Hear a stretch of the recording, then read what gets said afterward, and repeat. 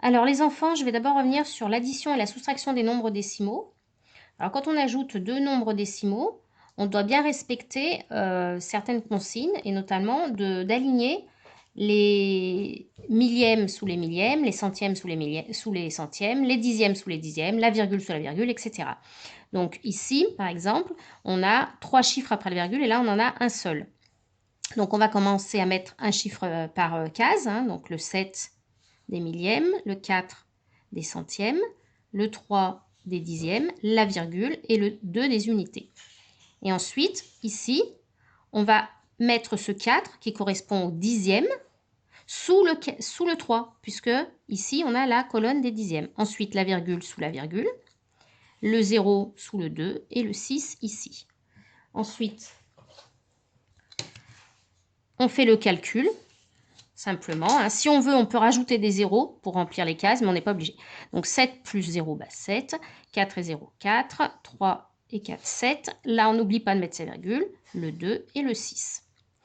Alors ensuite, quand on fait une soustraction, ici, on a 63 et ici 3,25. Donc ici, vous voyez qu'il n'y a pas de chiffre après la virgule. Il n'y a pas de virgule ni de chiffre après la virgule.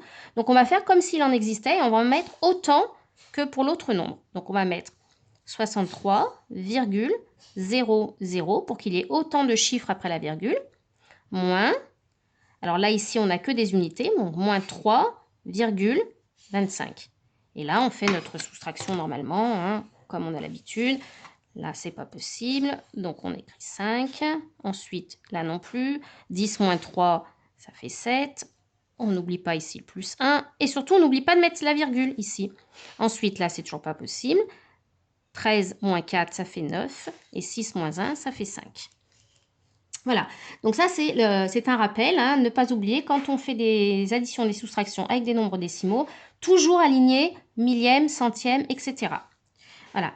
Quand on passe maintenant en multiplication d'un nombre décimal par un nombre entier. Donc nombre décimal ici, nombre entier ici. C'est différent. On n'a plus besoin d'aligner, donc on peut mettre tout simplement un chiffre par case. Voilà. On met notre signe. Et puis on peut mettre le 5 ici, hein, parce qu'en général on le met juste en dessous du premier nombre. Voilà. Et là on fait un calcul normal. 5 fois 5, 25, on retient 2. 3 fois 5, 15, plus 2, 17. Ensuite, je mets ma retenue. 5 fois 4, 20, plus 1, 21. 5 fois 2, 10, plus 2, 12. Et là, attention, on est obligé de tenir compte maintenant de la virgule. Donc au départ, la virgule, on fait comme si elle n'existait pas. On fait comme si c'était 2435 fois 5. Voilà, donc le résultat de 2435 fois 5, c'est 12 175. Mais vous voyez bien que ce nombre-là, ce n'est pas 2435. Hein, il est 100 fois plus petit. Donc on va décaler, on va faire comme s'il y avait une virgule ici, on va décaler 2 fois, puisqu'il y a 2 chiffres après la virgule.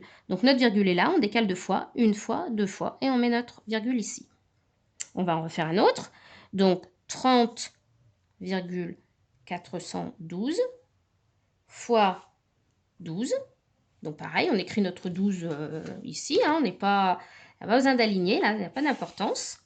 Et on fait 2 fois 2, 4, 2 fois 1, 2, 2 fois 4, 8, 2 fois 0, 0, 2 fois 3, 6. On n'oublie pas de mettre notre 0 ici. Une fois 2, 2, une fois 1, 1, une fois 4, 4, une fois 0, 0, et une fois 3, 3. Et là, on ajoute, ça fait 4, 4, 9, 4, 6 et 3.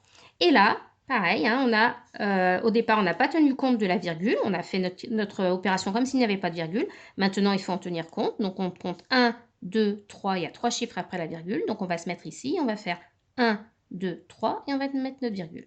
Voilà.